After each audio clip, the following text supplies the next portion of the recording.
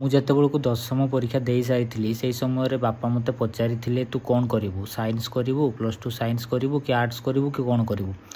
ଆଉ ବାପାଙ୍କର ତ ମନରେ ଇଚ୍ଛା ଥିଲା ଯେ ସାଇନ୍ସ ହିଁ ପଢ଼ିବ, କାରଣ ସମସ୍ତେ ପ୍ରାୟ ଯେତେବେଳକୁ ତୁମେ ଦଶମ ପରୀକ୍ଷା ଦେଇସାର ସମସ୍ତେ ପ୍ରାୟ ଦେଖନ୍ତି ଯେ +2 ସାଇନ୍ସ ଯିଏ କରୁଛି ସେ ପିଲାଟା ଭଲ ତା ଲାଇଫ୍ରେ କିଛି କରିବ।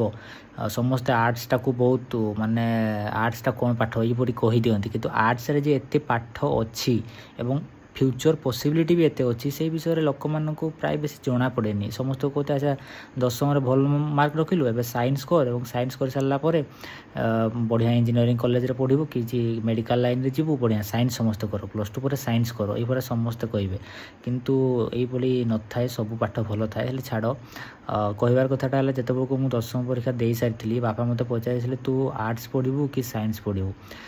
ସେଇ ଟାଇମ୍ରେ ବାପା ମୋତେ ପଚାରିଥିଲେ କି ସାଇନ୍ସରେ ସବୁ ଇଂଲିଶ ଟୁ ଇଂଲିଶ, ତୁ ଇଂଲିଶରେ ପଢ଼ିପାରିବୁ ତ, ଇଂଲିଶରେ ସବୁ କାମ କରିପାରିବୁ ତ, ଲେଖିବାକୁ ପଡ଼ିବ, ପଢ଼ିବାକୁ ପଡ଼ିବ, ସବୁ କରିପାରିବୁ ତ। ଏବଂ ମୁଁ ମୋର ପ୍ରଥମରୁ ଦଶମ ପର୍ଯ୍ୟନ୍ତ ମୁଁ ଗଭର୍ଣ୍ଣମେଣ୍ଟ ସ୍କୁଲରେ ପଢ଼ିଛି ଓଡ଼ିଆ ମିଡ଼ିୟମରେ। ତ ଯେତେବେଳକୁ ଗୋଟେ ଓଡ଼ିଆ ମିଡ଼ିୟମ ପିଲା ଇଂଲିଶ ମିଡ଼ିୟମକୁ ଆସିବା ପାଇଁ ଚେଷ୍ଟା କରେ, ଇଂଲିଶରେ ସବୁ ଜିନିଷ କରିବା ପାଇଁ ଚେଷ୍ଟା କରେ, ତାକୁ ବହୁତ କଷ୍ଟ ହୁଏ। ଏବଂ ମୁଁ ସେତେବେଳେ ଜାଣିବି ନଥିଲି, ମୁଁ କ'ଣ ଜାଣିଛି, ମୁଁ ଦଶମ ପର୍ଯ୍ୟନ୍ତ ଓଡ଼ିଆ ମିଡ଼ିୟମରେ ପଢ଼ିଛି, ତାହେଲେ ମୁଁ କେମିତି ବାପାକୁ କହିଦେବି ଯେ ନାଇଁ ମୁଁ ଇଂଲିଶ ମିଡ଼ିୟମରେ ସାଇନ୍ସ ପଢ଼ିଦେବି, ସବୁ କରିଦେବି। ମୁଁ ସେମିତି ଡାଇରେକ୍ଟ ତ କହିପାରିବି ନାହିଁ ନା। କିନ୍ତୁ ସେଇ ସମୟରେ ବାପା ମୋତେ ପଚାରିଥିଲେ ଯେ ତୁ ପାରିବୁ କି ନାହିଁ। ସେଇ ଟାଇମ୍ରେ ମୁଁ କହିଥିଲି ଯେ ହଁ କରିଦେବି, କ'ଣ ପାଇଁ କରିପାରିବି ନାହିଁ, ମୁଁ ଏମିତି କହିଥିଲି।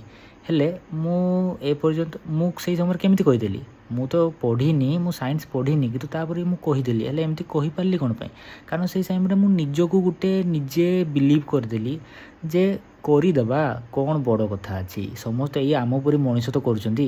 ଏଇ ଆମ ପରି ମୋର ଯେଉଁ ଭାଇ ଥିଲା ଯିଏକି ସାଇନ୍ସ ପଢ଼ିଥିଲା, ସିଏ ବି ଓଡ଼ିଆ ମିଡ଼ିୟମରୁ ଯାଇଥିଲା, ତାକୁ ମୁଁ ଦେଖିଥିଲି। ମୁଁ କହିଲି ହଁ ସିଏ ଯଦି କରିପାରିଲା, ସିଏ ଯଦି ପଢ଼ିପାରିଲା, ତାହେଲେ ମୁଁ କାହିଁ କରିପାରିବି ନାହିଁ। ମୁଁ ବି ତ ସେଇ କାଟାଗୋରିର ପିଲା, ତା ଦେହରେ ବି ରକ୍ତ ବହୁଛି, ମୋ ଦେହରେ ବି ରକ୍ତ ବହୁଛି। ମୁଁ ବି ମାନେ କହିବାର କଥାଟା ହେଲା ଯେ ଯଦି ଗୋଟେ ଜିନିଷଟେ ଗୋଟେ ଲୋକଟେ କରିପାରୁଛି ତାହେଲେ ତୁମେ ବି କରିପାରିବ, ଏଥିରେ କିଛି ବହୁତ ବଡ଼ କଥା ନାହିଁ। ହେଲେ ବେଳେବେଳେ କ'ଣ ହୁଏ, ତୁମକୁ ନିଜକୁ ବିଲିଭ୍ ଦେବା ପାଇଁ ପଡ଼େ, ନିଜକୁ କହିବା ପାଇଁ ପଡ଼େ ଯେ ହଁ କରିଦେବି, ଏତେ କିଛି ବଡ଼ କଥା ନାହିଁ। କାରଣ ଲୋକମାନେ ତୁମ ବାପା ହେଉ, ପରିବାର ଲୋକ ହେଉ, ସମସ୍ତେ ତୁମକୁ ଫାଷ୍ଟ ପଚାରିବେ, ତୁମକୁ କ୍ୱେଶ୍ଚିନ୍ କରିବେ ତୁ କରିପାରିବୁ ତ।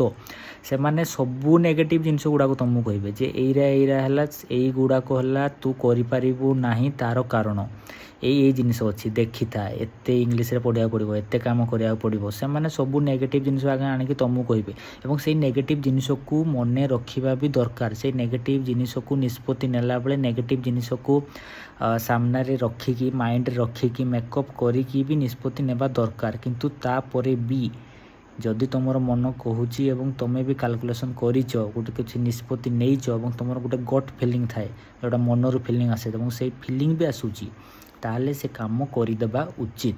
ଏତେ ଭାବିବା ଅନୁଚିତ ଏବଂ ମନରେ ଏତିକି ବିଶ୍ୱାସ କରିବାର ଅଛି, ଫାଷ୍ଟ ନିଜକୁ କହିବ ଯେ ହଁ ୟାର କରିଦେବି, ବୁଝିପାରିଲ ନା।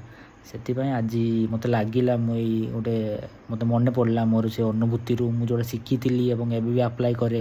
ଯେତେବେଳେ ବି ମୋତେ କିଛି ଏବେ ବି ଯଦି କିଏ ଗୋଟେ ପଚାରେ ଆଚ୍ଛା ସେ କାମଟା ତୁ କରିପାରିବୁ ତ, ମୁଁ ସେଇଟା ଆଗରୁ କରିନଥିବି, କିନ୍ତୁ ତାପରେ ମୁଁ କହିଦେବି କରିଦେବା, କ'ଣ ଅଛି, ଏଇ ଆମ ପରି ଲୋକମାନେ ତ କରୁଛନ୍ତି ନା, ତାହେଲେ ମୁଁ କାହିଁ କରିପାରିବି ନାହିଁ।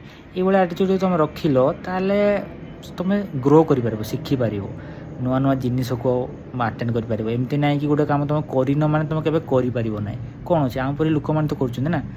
ସେଥିପାଇଁ ଏଇ ଆଟିଚ୍ୟୁଡ଼୍ ରଖ ଏବଂ ଆଗକୁ ବଢ଼ି ଚାଲ। ଧନ୍ୟବାଦ।